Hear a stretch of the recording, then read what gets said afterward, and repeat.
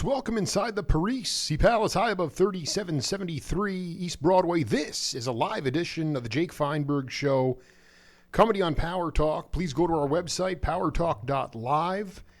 Download our free app to your smartphone so you can stream all of our live local programming, including Solomon on Blast, the Jim Parisi Show, and yours truly, the Jake Feinberg Show. We can't thank you enough for making us part of your day today, and what a high honor it is to bring in a cat who has carved out his own individual sound in the lexicon of music. He was firmly ensconced in, I guess, what you would consider post-bop jazz, and the idea that even at the time, all the original masters of the music were still cooking. They were still around. They were still burning on the bandstand.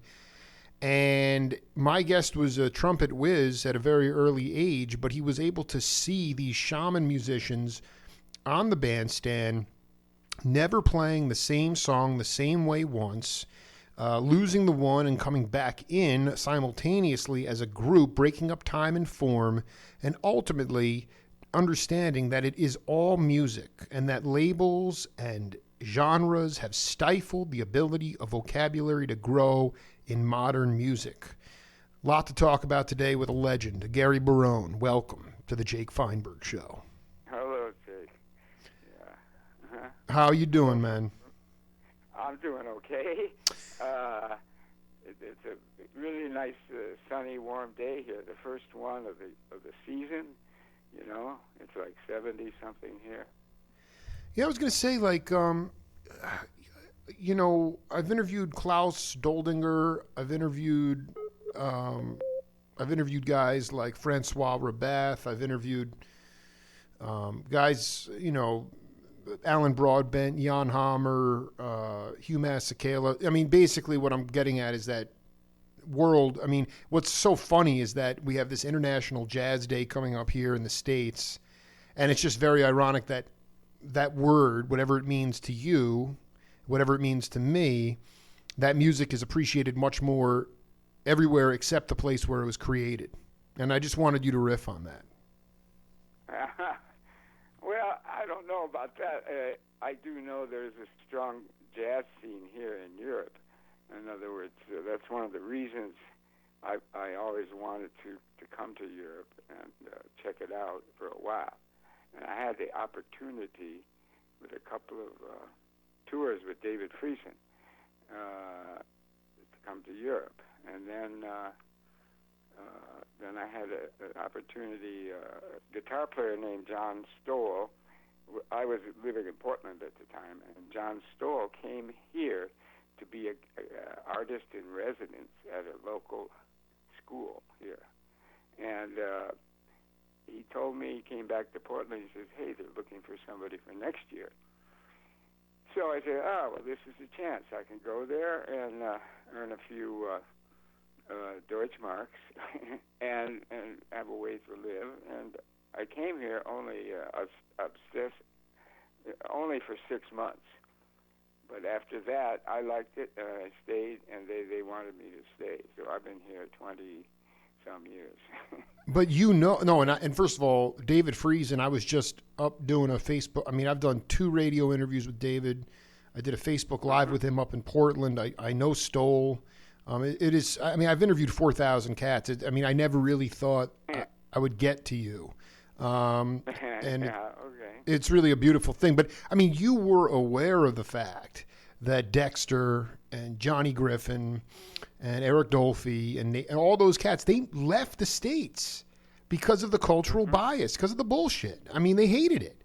And so, I mean, even now today, I mean, putting Germany aside, I mean, you have cats going to China for 6-month residencies because they actually get paid. And so my question for you is, I want to ask you this question. I want to ask you this question. Is I couldn't ask a better cat. How has the significance of music changed in our culture? And what I mean by that is this. I'm 41 years old. So I was birthed well after your career was well underway. But what I know is that Dizzy Gillespie and Miles Davis, they were not millionaires. They probably should have been, but they were paid for their work. They were recognized as geniuses, and a musician was considered a profession. And today's world, you play for the door. You can even pay to play. But I really look at it and I say, what is music a musician's gift to the world now? I ask you, how has the significance of music changed in the world? You know, I kept at it because I loved what I was doing. And these questions of whether it was equal that musicians get the money that they deserve for just being good musicians, that kind of, I didn't think about that every day. If I had, I probably would have stopped. You know what I mean? Yeah, but hold on. Motivation. Yeah. At a certain point in L.A., I was doing all kinds of different gigs, but I had a central gig for 4 or 5 years with Shelly Manne, which was probably the world's only existing steady jazz gig, you know, and we got a little bit of money to do that.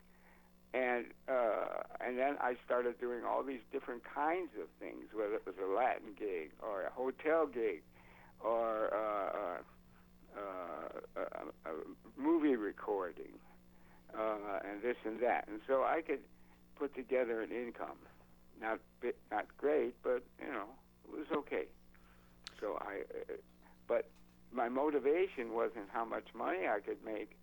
As a matter of fact, later on, I thought about it, and I went back to school to get a master's degree in economics, you know, because I thought, well, I can just do this as a sideline and land a nice, fat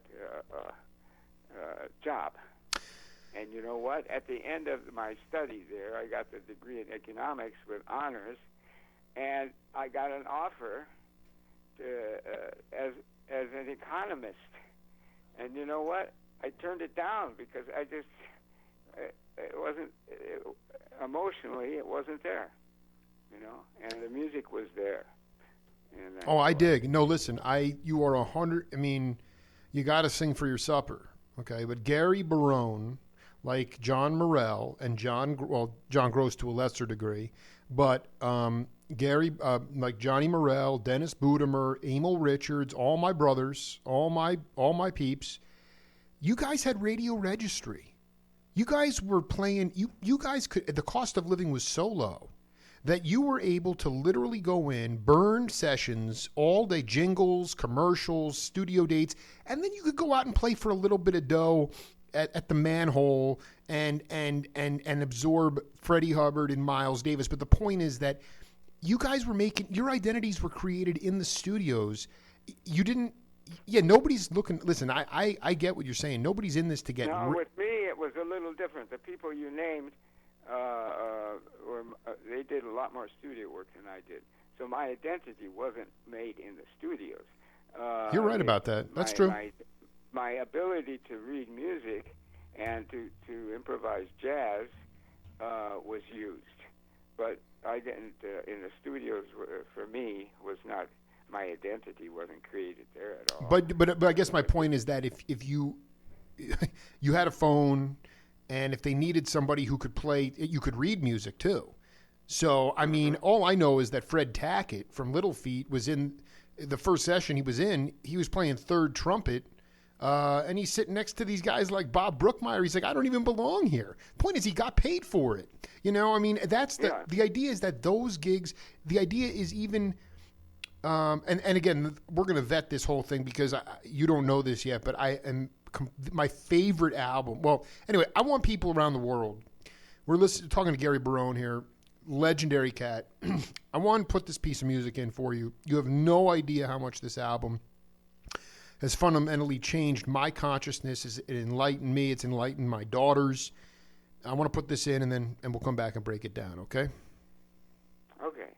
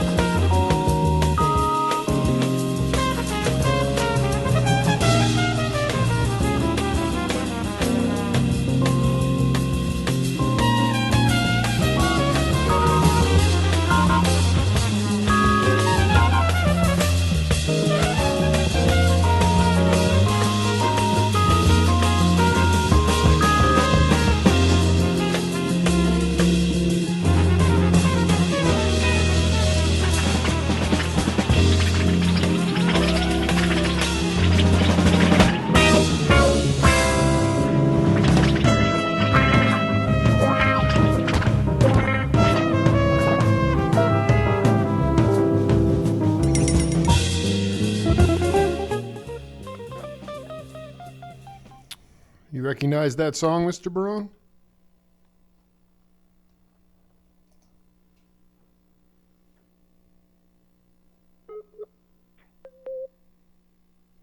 I'm sorry, you cut out there. Did you recognize that? I wasn't sure. Yeah, I recognized it, but I can't remember who that was with. Okay, I want to tell you right now, my friend. This is why it's such an honor to talk to you, because I'm not a professional musician. I obviously have been enlightened by all musicians on this journey, but there are certain albums that absolutely have made an impact on me more than others. And this album, Mankind, Shelly Manne. Yeah, it was Shelly. Yeah. Okay, and I'm telling you, man, haven't gotten to Castleman yet.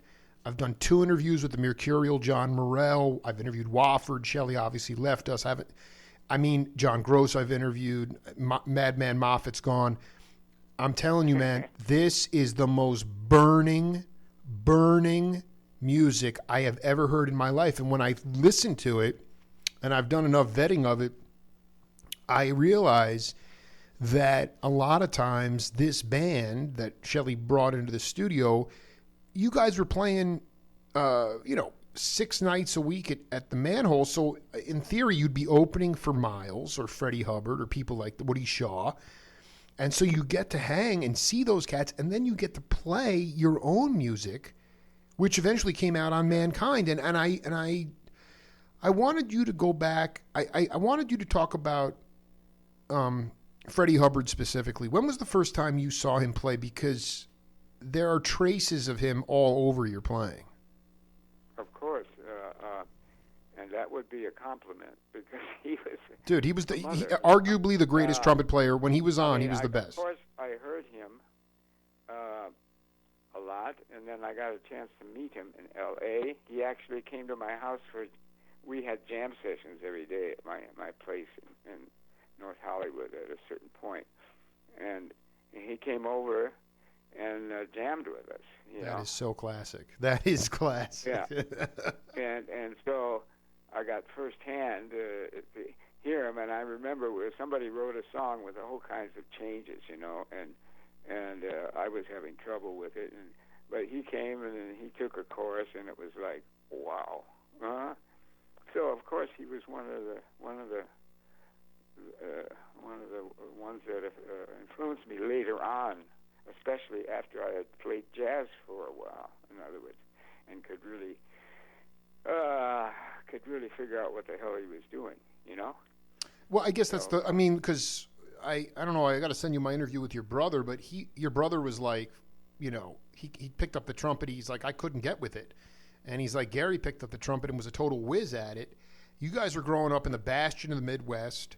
And, I've interviewed John Hendricks, rest in peace. And, the mafia was running liquor. There were dry towns, and the mafia was running liquor down to these waiters in Bellman's clubs. And, Dizzy was playing and Art Tatum was playing. I mean, when was the first time that you really understood the idea of the genius of melodic improvisation? Some people would call that jazz, but... Yeah, it was a gradual process because growing up, as you know, my father was a trumpet player, and he could interpret the melody and do a little bit of improv, but he wasn't really the hot man in those days in the bands. But he could really play a melody, in other words. And so I started playing melodies very young, learning standards.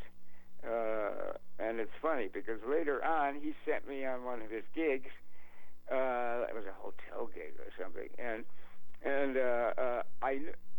we played standards without sheet music, and I could play the first part, but I never knew any of the bridges.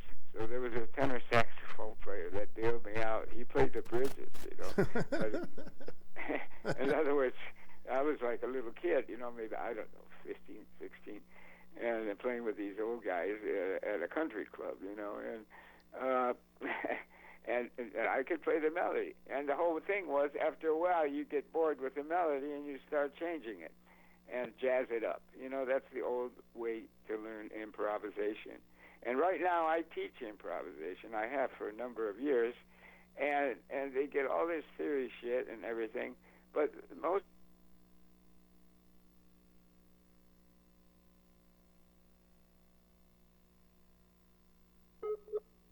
it's theme and variations, right? And even if you listen to somebody like Coltrane, he'll play a melody, and then he'll go off on on a 16-note tangent, and then somewhere he might play 2 bars of the melody in the middle of his solo, which shows that he has the melody impressed into his existence. You're nailing it. I loved it. Wait, hold on for a second. You just said something very poetic, and I cannot remember what you just said, but you said it's the essence of improvisation. I don't know if you can recall that. I'm going to have to go back and listen to that. But it's like, basically, I at 41, I'm looking at my peer group and younger, and the cats that I'm getting off on are not from academia. Okay, they're street scholars. I mean, Ndugu Chancellor, rest in peace, when I interviewed him, did multiple interviews, he worked at USC for a while, and he goes, a lot of the cats, that have the money to come to USC to learn music, study music, they play with themselves. They don't go down and play with the guys with rubber bands on their horns. So there's no blues. The blues is missing. There's something inherently missing. All I want to do is burn, Gary. That's all I want to do. This Mankind album, I could only imagine. I'd be in the front row of your gigs every night at the Manhole, like screaming, having out-of-body experiences, okay? That's how I interpret music. Music is not made... This thing about the basics, one was the melody. The other was in old style, to learn the old style. In other words, you play a little Dixieland tune and learn that stuff. When I first started listening to bebop, my brother was his influence. He had been playing trombone, and the first really bebop style thing I heard was J&K. Right. J.J. Johnson and Kai Winding. Sure. And I listened to that, and I said, wow, this isn't Dixieland. and then that was really the first thing I was listening to at that time, modern rhythm section and everything. But basically what I'm saying is that you have to spend some time with the melody, because mostly you're playing theme and variations, and the theme is the melody. Not in all cases, but in many cases, So. Wow. I mean, this is. I mean, so that's the other question, because when I interviewed Tommy Coster from Santana's band, and he remember listening to the Plug Nickel sessions from '65, and then there were other things going on where at that time Miles's band with Ron Carter and Tony, like My Funny Valentine, you talk about themes and variations, they'd play the head of the tune, and then they just leave the head of the tune for like 18 minutes. And then they'd come back, and they'd never lose the structure or like the melody, but I mean, they would go off. And right. The theme and variations. And that's a perfect example of that, the Miles band, for perhaps 7 nights on the road, huh? That's right. Concert every night. And so it changes. Metamorphosis slowly changes, because they don't play the same shit every night, huh? Well, but that's what I'm getting at now. Yeah. And the other thing is ultimate. I mean, okay. So what was the first? So you saw JJ and Kai Winding, however I don't know how to pronounce his name, but the point is that when was the first rhythm section that you played with? Because when I talked to Ron Carter about it, and he said that rhythm sections are partially responsible for new musical vocabulary. You listened back to that stuff, and you would say that the rhythm sections were driving that. Same with the Return to Forever stuff with Lenny White and Stanley Clarke and all that stuff. But what was the most progressive rhythm section you played with once you got your feet on the ground? Oh boy, I don't know. In L.A., actually,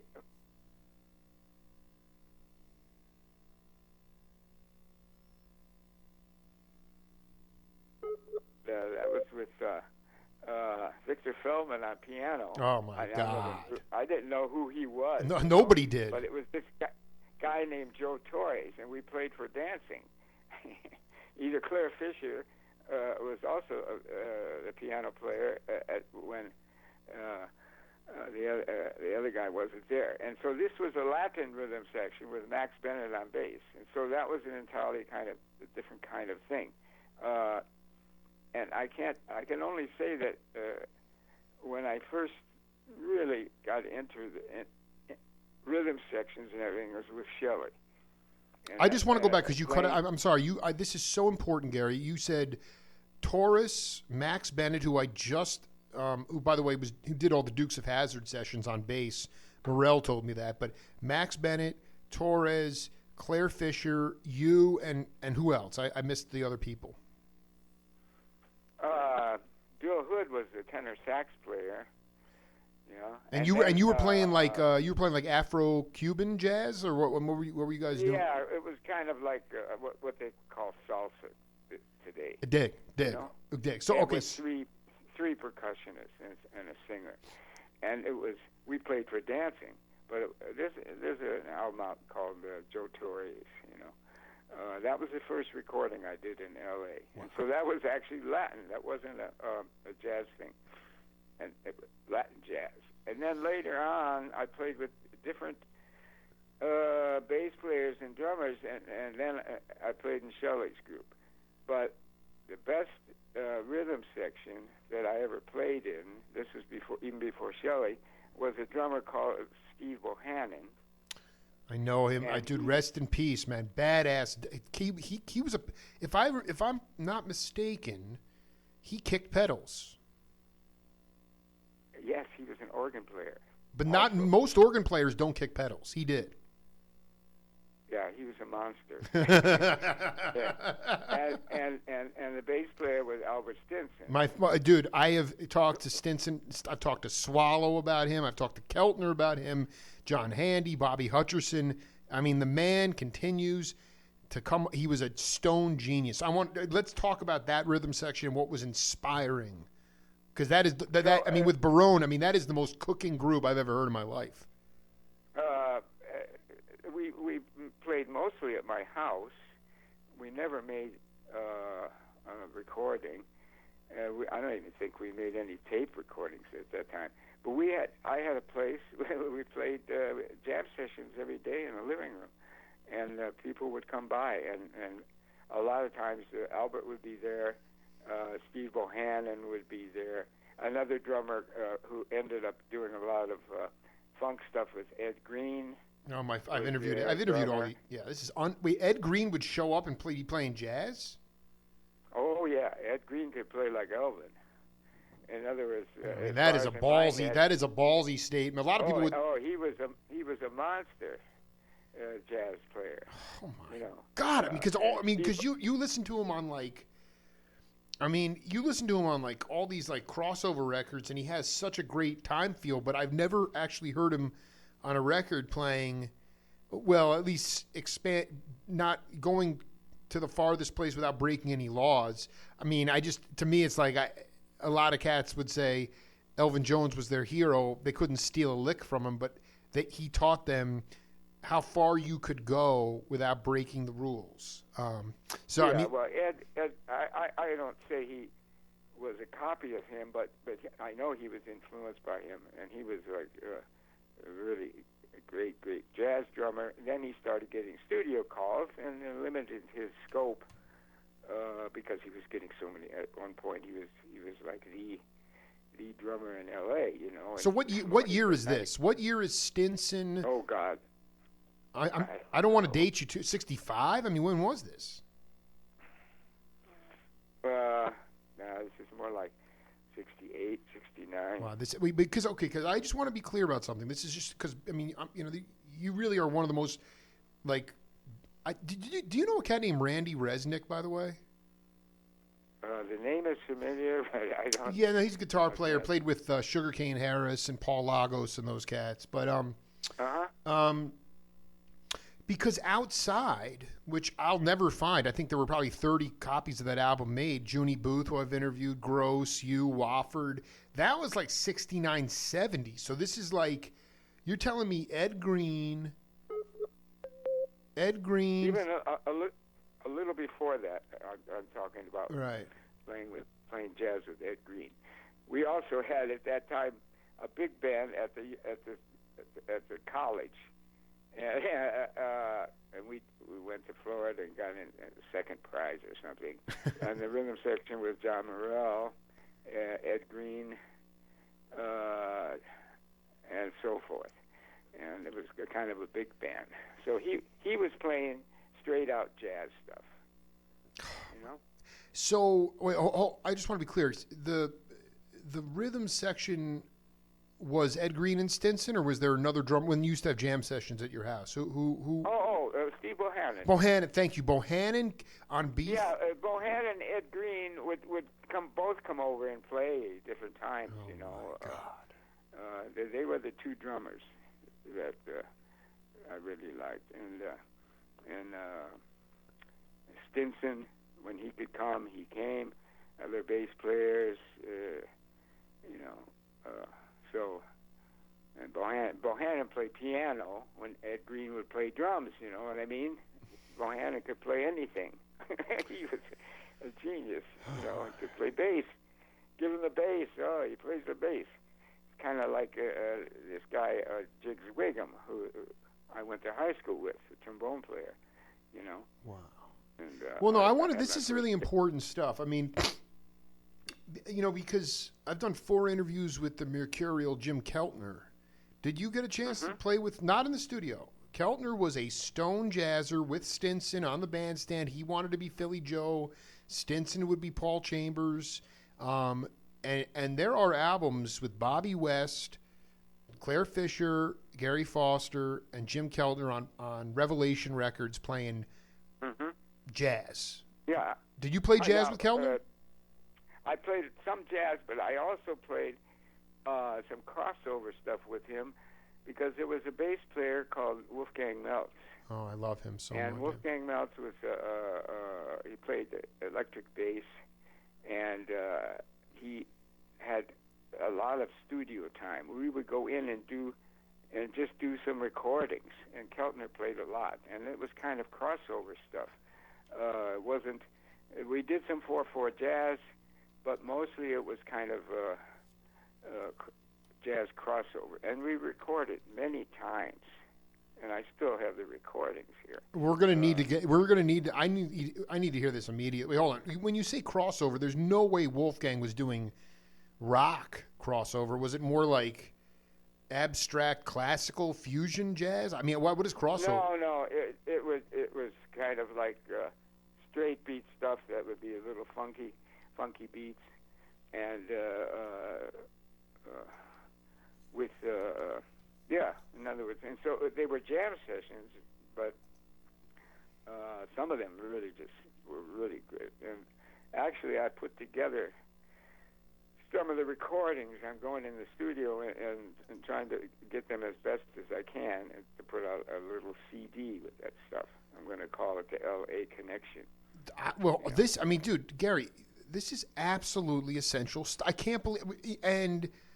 but what's interesting is Keltner told me at around that time when you're talking about Ed Green going and becoming the studio cat, those guys, I mean, it was interesting because Keltner just realized, he goes, I love jazz, but I was starving to death and I had a family to feed. And I had to make a decision to either go into the studios, which were thriving at that time, and or continue to just play what I wanted to. And it just seems to me that I'm just trying to figure out at that time, because the studios were percolating with Irv Kotler and Emil Richards, and how the Wrecking Crew was firmly ensconced.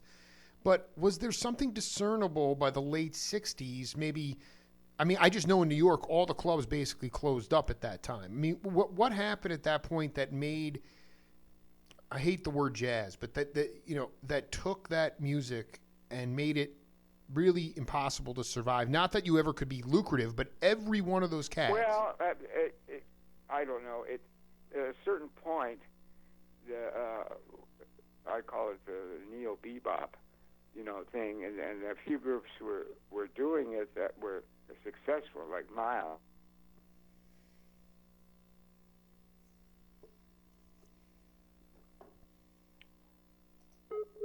They didn't have a listening audience. And I don't say it's bad or good, but I would say that jazz was at a very low ebb in popularity. It never was a popular music, but at that time, and then they started doing crossover stuff. So, I can't say the motivation. You said that with Keltner that he said, well, I got a family to feed. And with Ed Green, he started doing dates and became very, very much in demand. And then I think he stopped playing jazz in that way. You know what I mean? Absolutely. No, I mean, it's 100. I mean, motivation. Yeah. No, I mean, you're 100% right. A lot of money doing it. Going back, just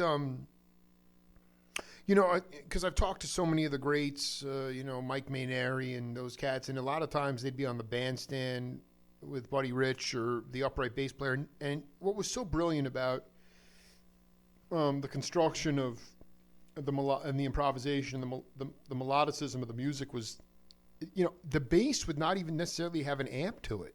You had to really stretch your ears to be able to hear all the instruments. Not everything was mic'd.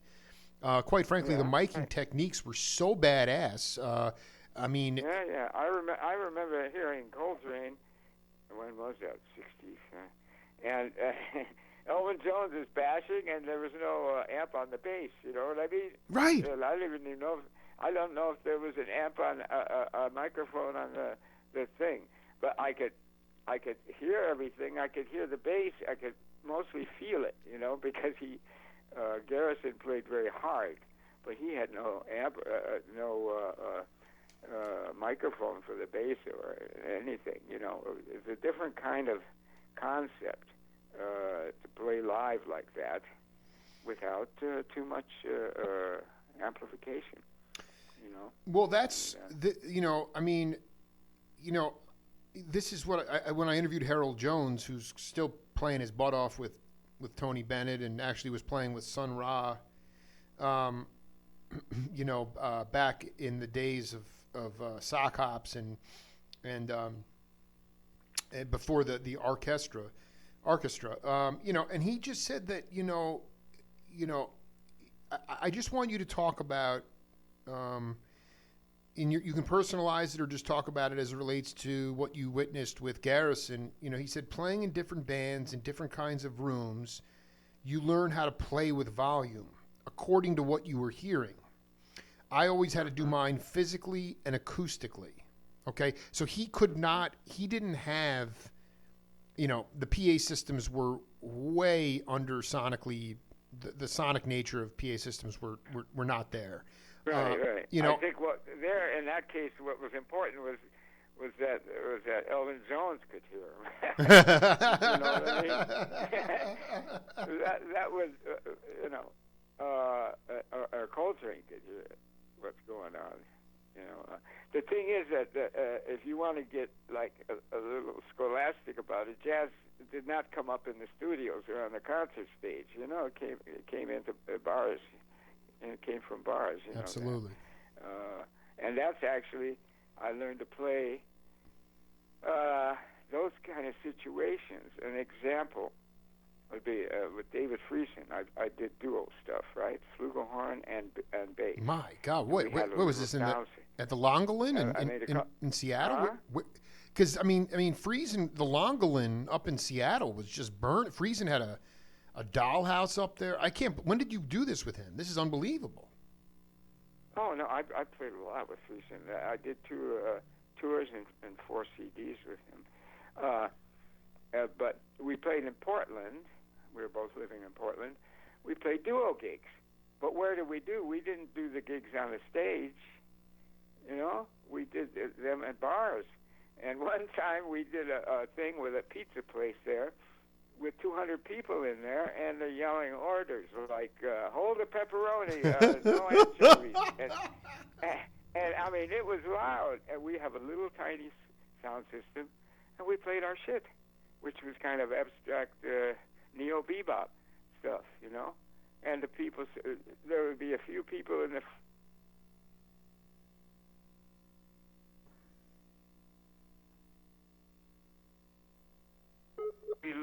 I learned by playing in such situations that every note does not have to be a pearl. In other words, you might make a mistake, or you'd be loose to develop an idea, you know, and it's going down, and nobody's going to say, hey, you know, that doesn't fit there or something.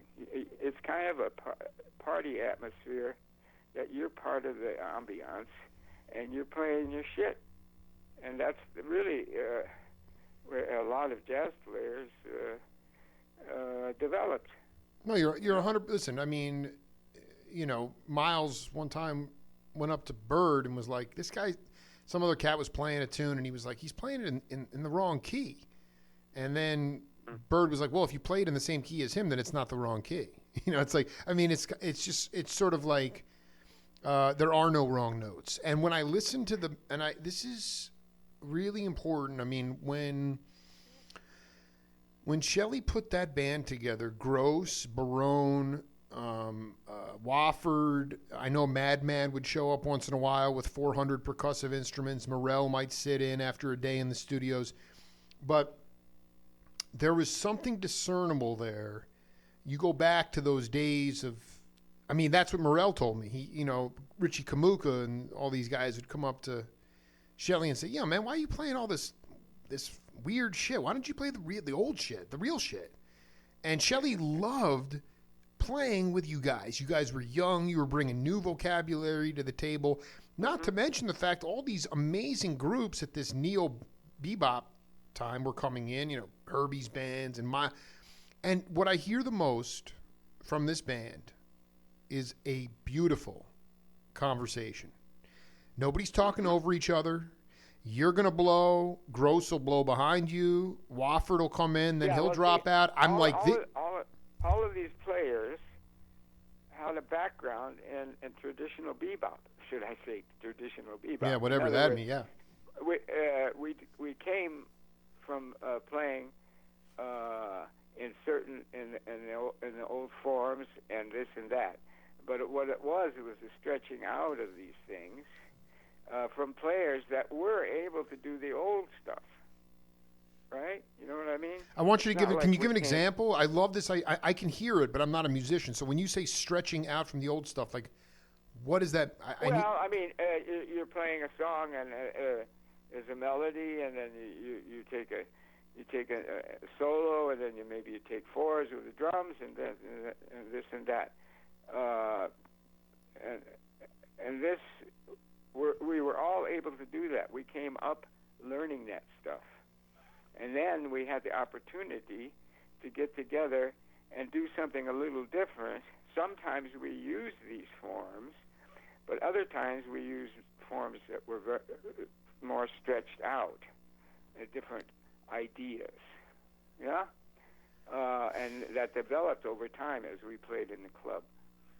So I can only imagine what that must have been. I mean, I think if I remember correctly, there was a Wally Hyder had a studio above Shelley's manhole. Is that right? He had it next door, and that's why Shelley Mann had to move the club, because I think Hyder owned that whole building, and at one point the sound was always leaking into his studio. at certain times, and so then Shelley was forced to move the club. I think that's how that went. You know, do you remember? I just have done deep background on this, and I'm curious if you remember how the Mankind session actually played out when you cut that album. Do you have any memory of it? Yeah, I remember approximately what we did. We had a program, and it would be like set up like in the nightclub, you know, right, with one set or maybe 1.5 sets, a rather long set, you know, and then we started it, and we played one version of the whole thing. I don't know how long it took, and then we took a break. In other words, I think we came back the next day even. So we didn't take one song.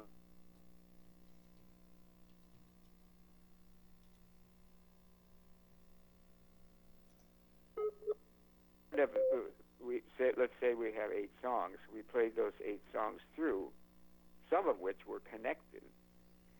And then we said, okay, we'll come back later this afternoon or tomorrow morning, and we'll do it again.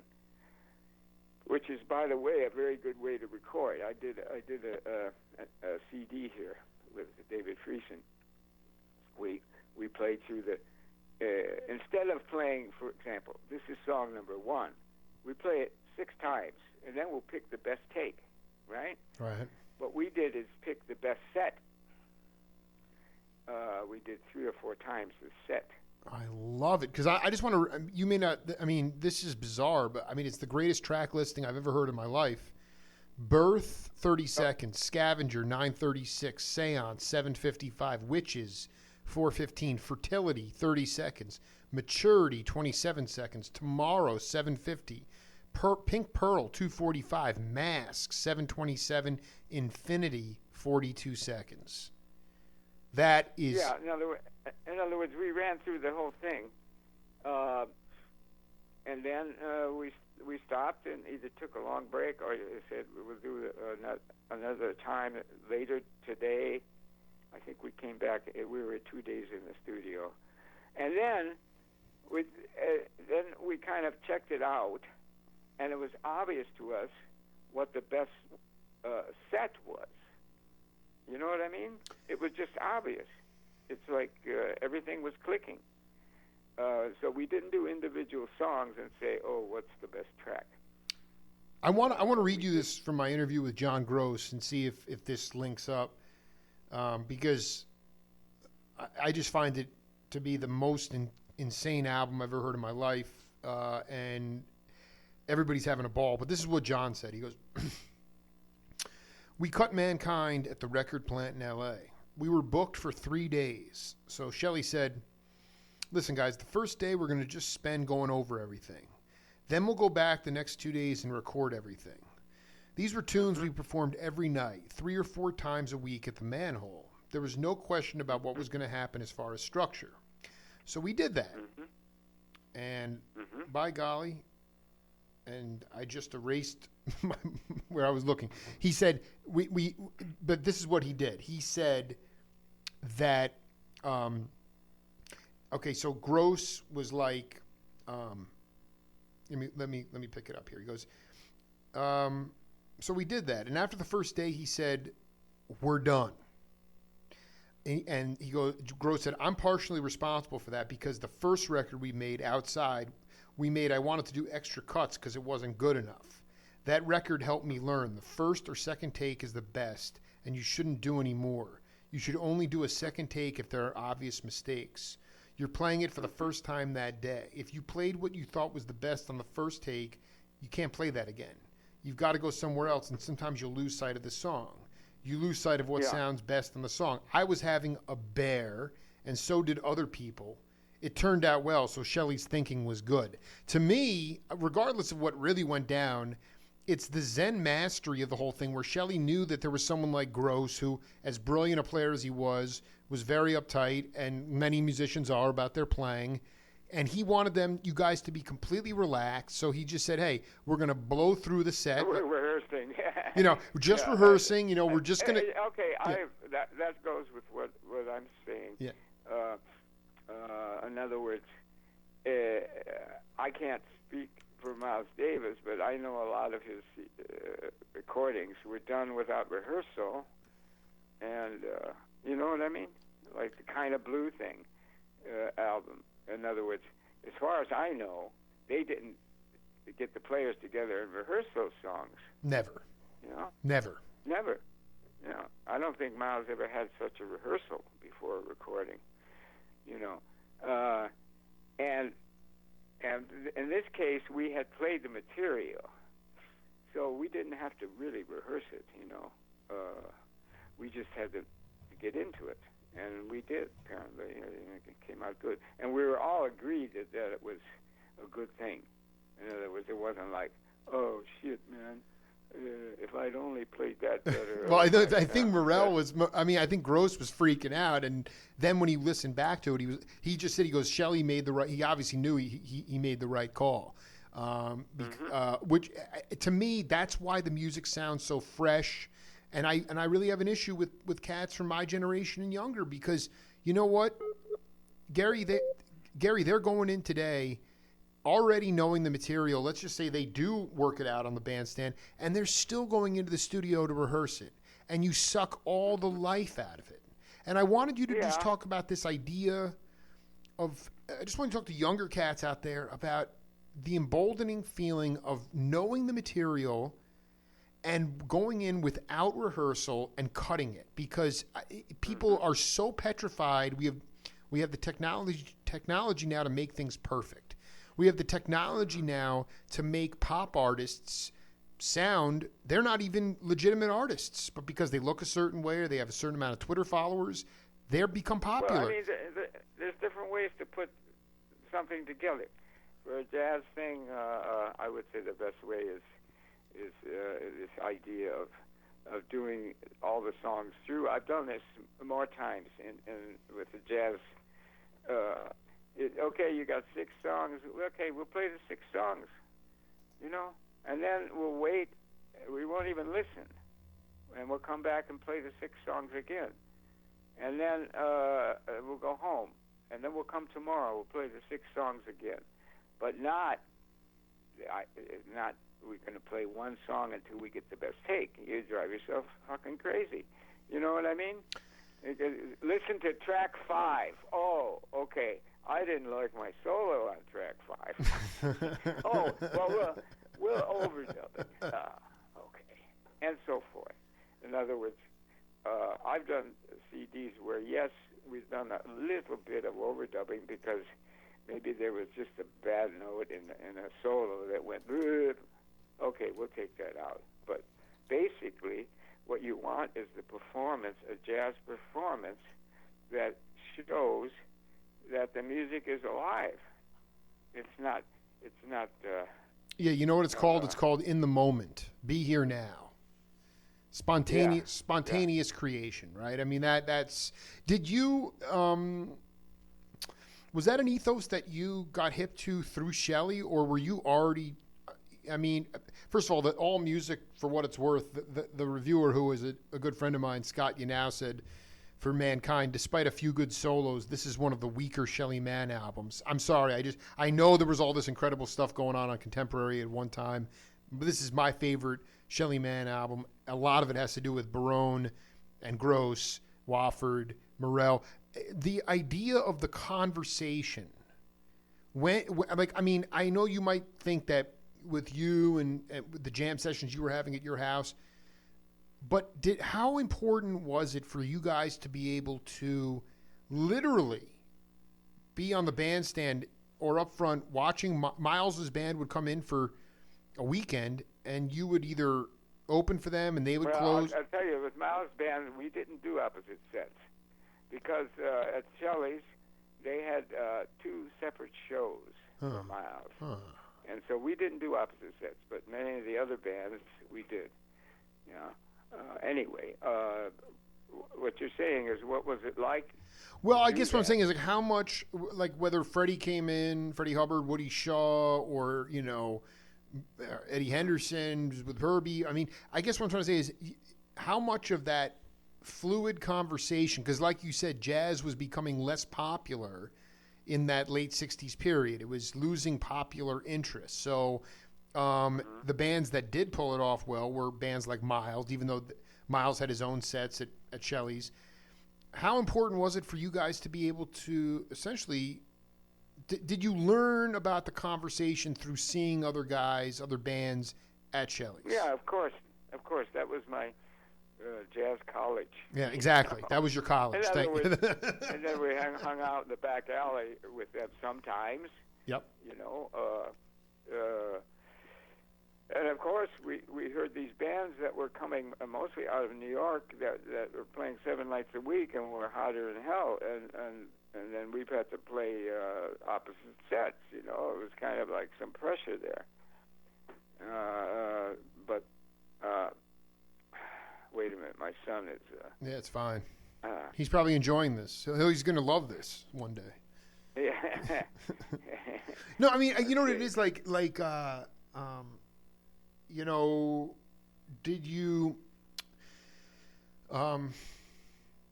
that pressure though was kind of cool because there was my question is, do you have any recordings of the live Mankind band? I don't think so. I don't know. I don't think so. Yeah. Somebody might, Well, but I don't. I want to. You mean like the way we play the sets at Shelley's? Well, I mean that's kind of what the album is about, but that was in the studio, and I'm just curious about people that might have It was similar. And what are your memories of Outside? Because I'll never get that out. I'll never find that album. What was Outside a little bit different? How was that different from Mankind? Outside was before that. Right. There was a piano player named Peter Robinson, and that was more kind of, if I remember, that wasn't. We played each individual song and got the best take, if I remember.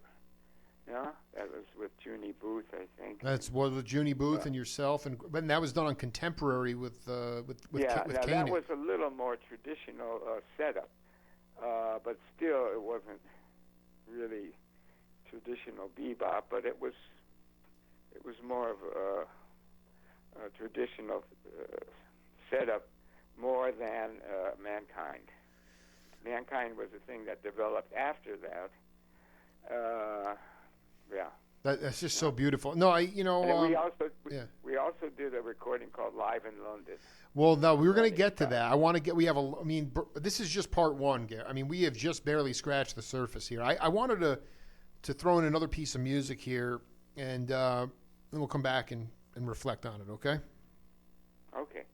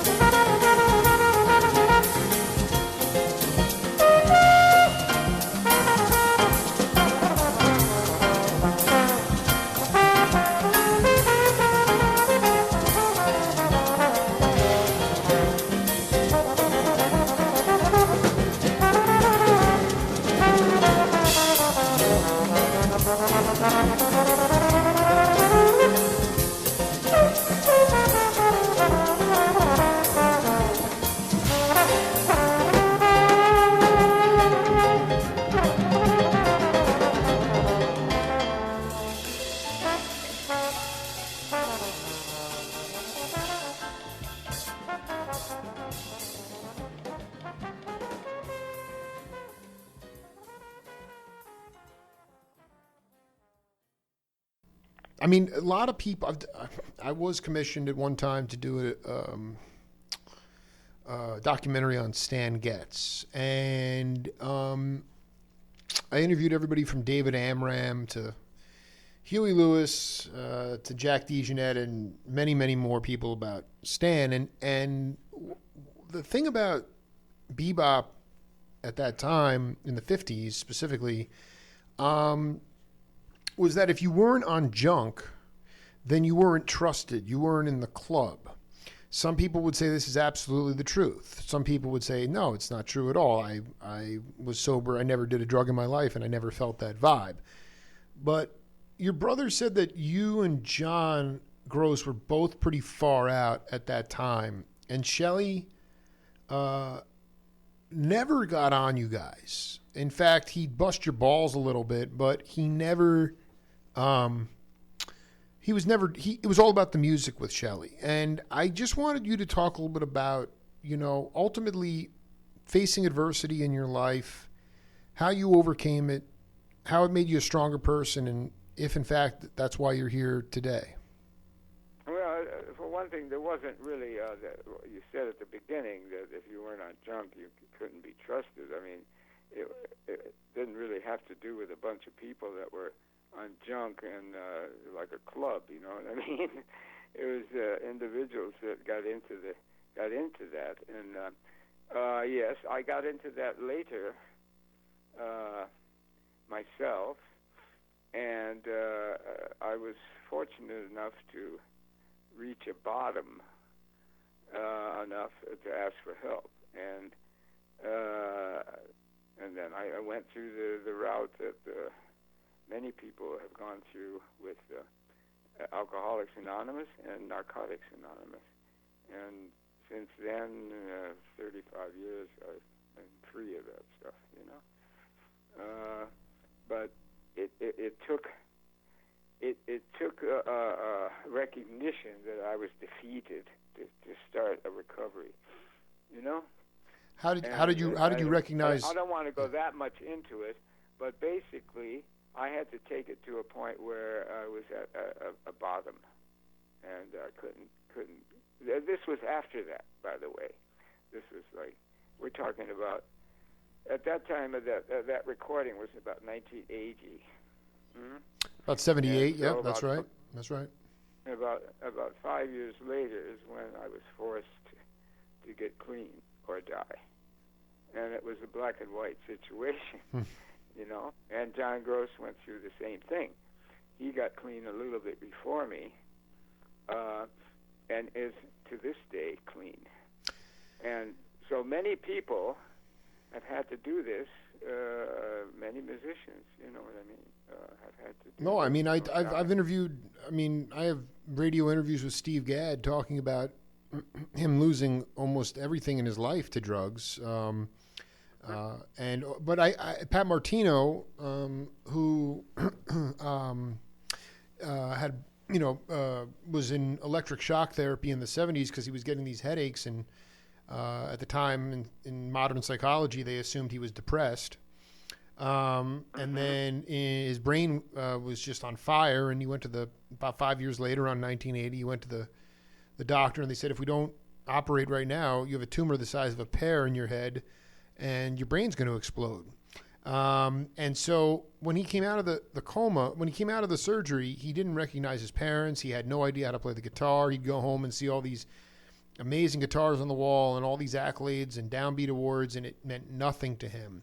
But what he told me was that being at the bottom of the pit was actually the greatest place to be, because it was the activation of realism. And I wanted to ask you the same thing. When you got to that point of knowing you were defeated and there was no place to go but up, was it actually the best place to be, the bottom of the pit? Well, I can say that afterward.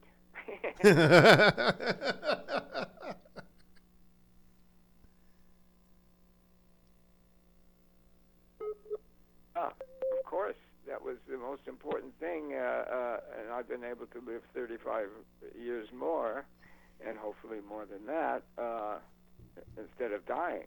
And so I can look back at that point and say that was the best thing that could have happened to me was that I reached such a low point without dying, you know, because my ego was big enough that I didn't want to ask for help. You know what I mean? Yeah, you know what I meant before, I can handle it. I can handle it. Leave me alone. And you know, I've seen people do that until they die.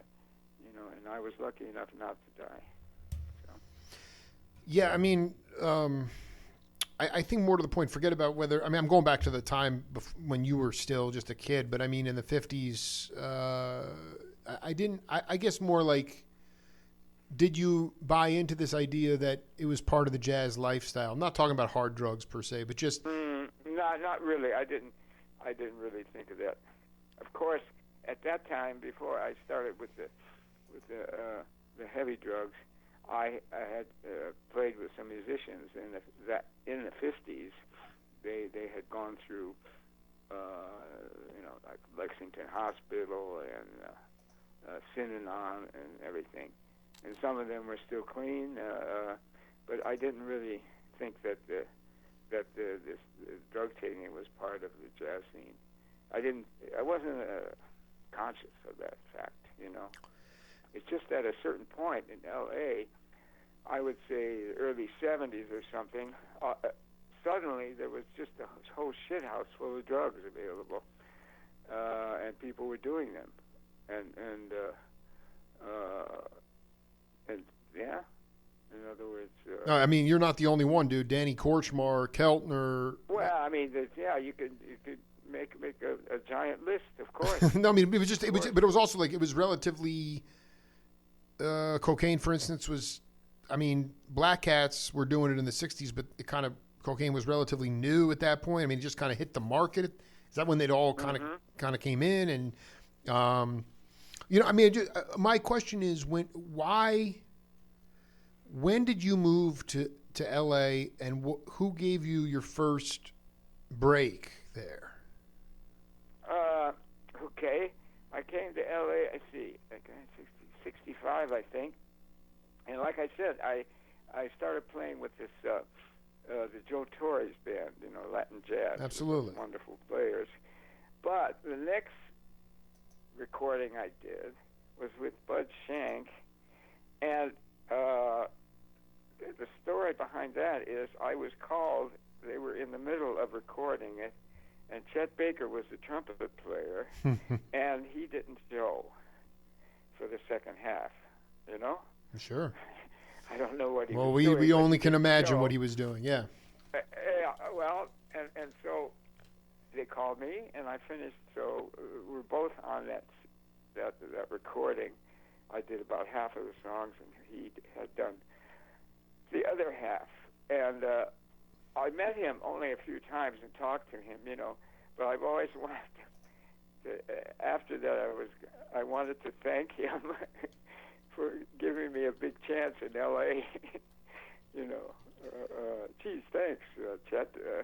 Because you spaced out, I got a chance to play the CD. So this was actually, was it Magical Mystery? Is that what it was that you were on? I think so.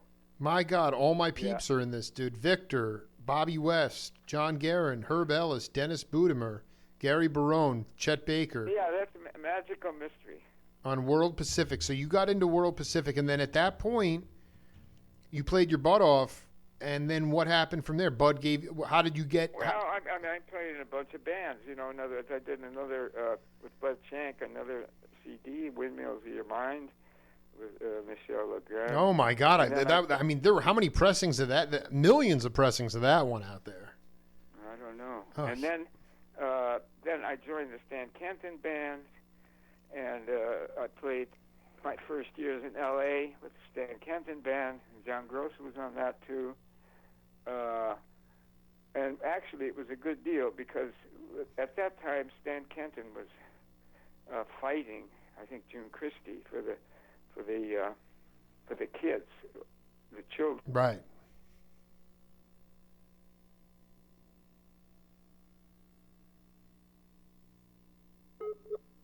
And that was on the road 300 days of the year, that he would stay in one place. And so I played with the Canton band, and that was good because we didn't have to go out for 300 days. We just went out and played almost local gigs, a few short tours. I mean, Yeah. like you. So I could still establish my LA identity without losing it by going on the road, and that was always the joke in LA. If you go on the road with a band for 200 days or 300 days of the year, they say, "Oh, where's Gary? You know, have you seen Barone? Oh, he's on the road," and nobody would call you. And 10 years later, they would say, "Where's Gary?" He says, "Oh, he's on the road," but it had to do with 10 years before. You know what I mean? And so it was important, if you wanted to do studio work, that you kind of stayed in the L.A. and people knew that you were in L.A. And so that was good for me.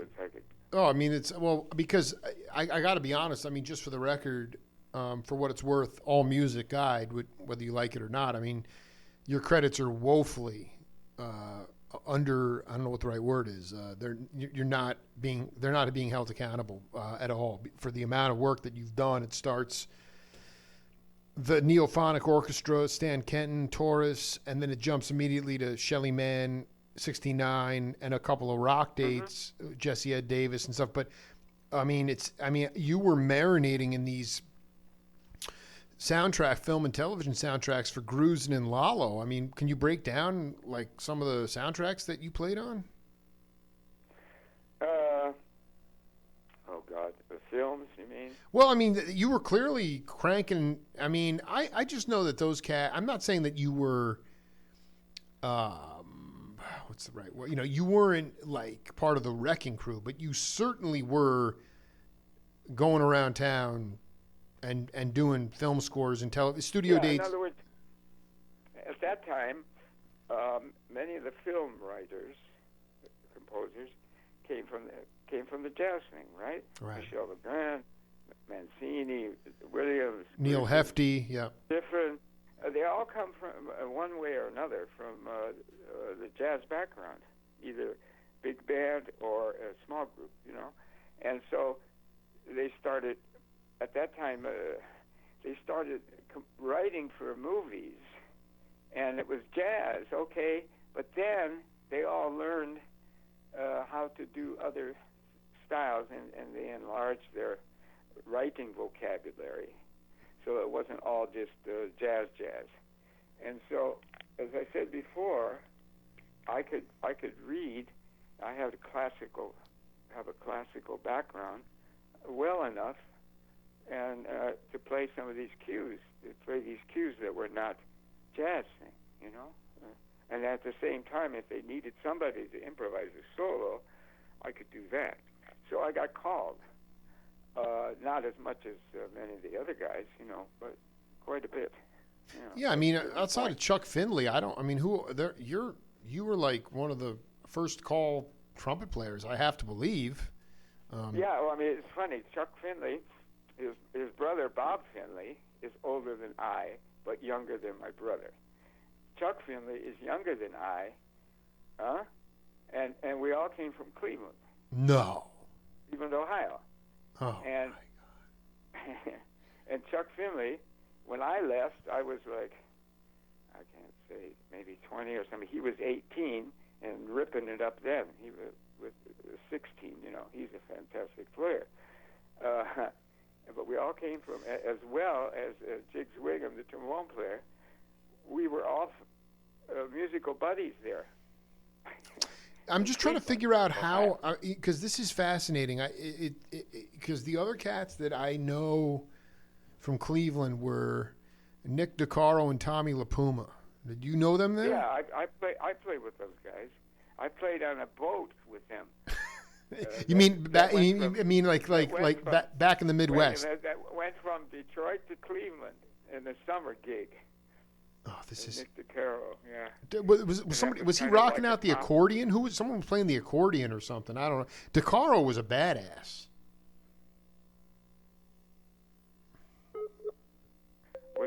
accordion player, right? Exactly. Yeah, I played on a boat called the Akurama when I was 16 or 17, and we played half-hour sets for 12 hours. I mean, like half hour and then 15 minutes off, or just straight half through? hour on, half hour off. My God. You know? My God. It was from 8 in the morning to 8 at night. You know, and yeah, those are great cats. You know, I knew them at that time. Other people from Cleveland, a trumpet player named Rick Kiefer, who was my first in-person jazz influence because he's a wonderful jazz player. And we had a band. We played in a band that was kind of a dance band.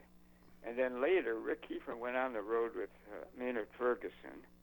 And there's a recording called Three Little Foxes. And with 3 trumpet players, Rader. Don Rader, and, Maynard, where they trade solos and everything. And then Kiefer went to Germany. And he went along with, and Jiggs Wiggum, then the trombone player, came to Germany. And another trumpet player that was in Cleveland, Bob Lanise, came to Germany. And these people are all still here. I think Rick Kiefer is now in Holland, but he was my first early influence in person to hear somebody really play some bebop jazz. Wonderful player. You asked the other trumpet players. Yeah, well, no, I was going to say it's also the thing I love about. I mean, I love Wayne Henderson and Wilton Felder doing the trombone sax duo, but you had you and Gross sort of channeling the jazz messengers thing with Shelley with the trumpet and the sax, which I love dearly. And cooking here for 80 minutes with Gary Barone. One final question for you as we wrap up set 1. You know, I interviewed this cat, and suffice it to say, he's, I mean, at least when I talked to him, he was not very interested in talking about his musical career, and he was a little bit down. I wouldn't say he was bitter or resentful. I just wasn't that plugged in, and but his label provided identities rather, for all these incredible cats, and not necessarily you. I'm talking about Pat Britt, and I'd like you to take us through. Oh yeah, okay. Okay, Pat now. How did you connect? Because the album he did one album for Catalyst, Star Song, which we opened with. We came in with that tune, your trumpet solo on that. That's where that came from. Yeah. Going deep into the barrel today, but I mean, it's like, who is Pat? I have that as an LP. Me too. Yeah. Oh yeah, dude. It's the greatest. I mean, you know, it is the most burning. I mean, but he put guys like Henry the Skipper Franklin on Catalyst. He put guys like Michael Howell on Catalyst. He put guys like Flip Nunez on Catalyst. He was going up and down the coast, highlighting cats that had no identities. And because of at the time, the listening medium was radio and LPs. These guys got a chance to. I mean, a guy named Jim Gannon, I think his name was, or he was a bass player. Okay. And it's like Barone's on blowing his brains out on this stuff, and I'm like, how did he? So when did you connect with the Mercurial Brit? Well, I'm not sure exactly. I know that we did some gigs as a quintet. You know. I know we played at a club called Dante's. Oh, wait, who was in the band? Like Putter Smith? No, not Putter. I can't remember. I think Henry. Skipper? Henry Franklin. Skipper was on the gig? It could be. Oh, my God. I think so. So it was you, Britt. You might ask him, but, huh? No, yeah, I will ask him, but I'm saying it was you, Britt, Skipper, and who else? Oh, I don't know. I can't remember exactly. It could be a drummer named John Dentz, but I'm not.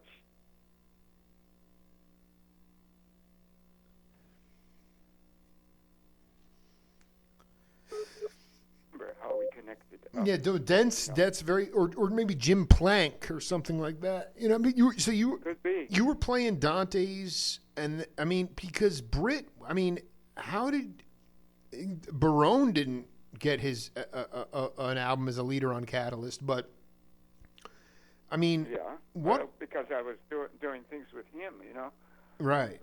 But you know, all I knew is at the time he was good at organizing different things, you know, and I didn't know much more about that, you know. So. You know, do you think that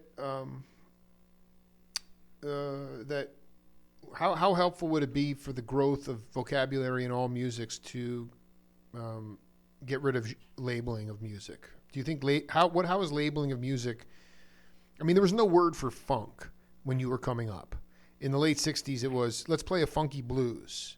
That word in the lexicon didn't even exist. You know, Mingus called his music Mingus music. There were many cats like that.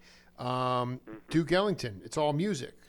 What does Gary Barone say? Because in my mind, you ask somebody what jazz is today, you get 15 different answers. So it's just, what do we do about that? And do you think that going back to the idea of it's all music would be helpful for the increase in the vocabulary? I don't know. I think the tendency is to is to label things so people can understand the concept in general. You know, so I have a class here, you know, and I asked what, because this is a school where they play different kinds of music. You know, they might even play rock and roll or everything, and then they will be playing and learning some jazz. So I say, what is jazz? You know, that age-old question. You know, right? What is jazz? And many different answers. I mean, you can say it's improvised music, but there's Indian ragas improvised music also. You could say it has a swing beat. Well, but not all jazz has a swing beat. Right. You know, I don't know if it's important to eliminate all categories and say, well, this is Gary Barone music. You know, what does that mean? Sure. If it's music I've written and that I've developed, that's fine. But I've played as much so-called Latin music as I have jazz. You know. Well, we haven't even gotten into your time with Willie Bobo here. Yeah. I mean, all I'm saying is that you know, I don't have a solution for it. It's just people say, well, what kind of music do you play? And some cats will say, well, what kind of music do you like? And then they can, you know, and it's like, you know, I mean, it's very difficult. I just think in general, I'm not being Pollyannish. I recognize that improvisational instrumental music is not the popular music of the day.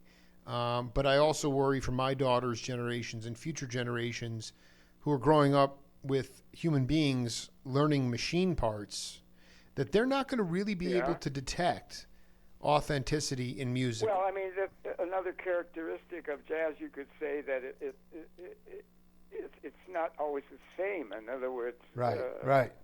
You're not doing a cover thing where you're playing a solo with the same 5 notes.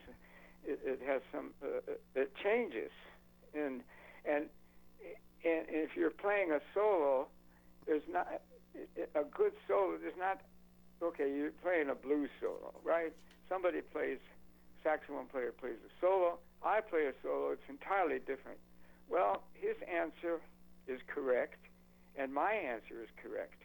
In other words, there can be more than one correct answer. And it's not like multiple choice, A, B, C, D. Only A is the correct answer. A, B, C, D, E, they all can be correct answers. And that to me is like the feeling of the music. There's more than one solution. And it changes. It's dynamic. I think you just nailed it. Music, instrumental music with dynamics. That's jazz. Because I don't hear dynamics in modern. All I'm saying is this. We go in the car with my daughters and we're listening to Tim Buckley and Joni Mitchell and Steely Dan. And you look at all the cats on those albums and they were all jazz musicians. And so the music swings. It swings and there's dynamics and it just has that lilting, beautiful quality to it. And so that is, I think that's a whole other discussion, but I just think, the idea of... Yeah, I mean, you could also say that it's more human than mechanical. Human music. It's human music. Humans, jazz is human music. As humans, each day is different. If you play, you know what I mean? Yeah, I dig. No, I totally dig, diamond, man. Some days are stone. If we play the same thing today, tomorrow, the same song, it's going to be different. Hopefully. Well, I mean, it's great. The great. Just I'll leave you with this. I mean, the greatest. And let the music flow. Let the music play the band, and you never play the same song the same way once. Period. Yeah, I mean, you might have the same structure, right. but if I play a solo on the structure today, it's going to be different than tomorrow. Well, I mean, we 90 minutes in the books with Gary Barone. I had a ball, man. Can we do this? Okay. Can we do part 2 sometime? Yeah, we could do part 2. We should simonize our watches. We should simonize. I mean, now it's actually... we should synchronize our time thing. We will. Because I'm walking around here in my underwear because I was doing my yoga and I haven't finished it because I thought you would call an hour later. Well, let me. You know what? Let me know when you finish it up. I think you're going to be in a. Everyone has different yogic states, but if you're being set, I think you'll be in a different place now than you were before. So. Much love to you, man. It was great to connect with you, and I'll send along some of these interviews because you're going to really want to hear. You'll be cracking up listening to some of these interviews. I'll send you, and I'll get this one out. Oh, in other words, you send them how? Well, because I mean, this was we just went live to the world here on Power Talk, but I will download this, put it up on my website, and send you a link to it later. Ah, cool. Yeah, you're all set. All right. Well, thank you, and you have a good week. Yeah, we'll talk soon, man. It was great to hang, man. Keep the questions coming. You got it, bro. You know? Yeah, man. Okay. All right, Gary. All right, talk to you. Later, man. Bye. Unbelievable player and a even better human being, Gary Barone. We'll be back at the top of the hour with Alex Koford on the Jake Feinberg Show.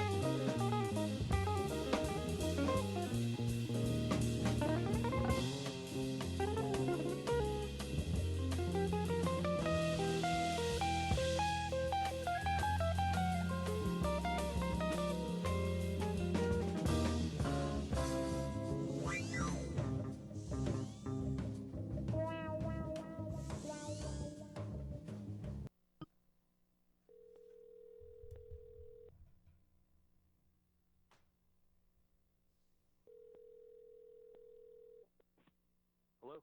Speak to Alex, please. Hello? Yeah, is Alex there? Can you hear me? Hello? Yeah, Alex Koford?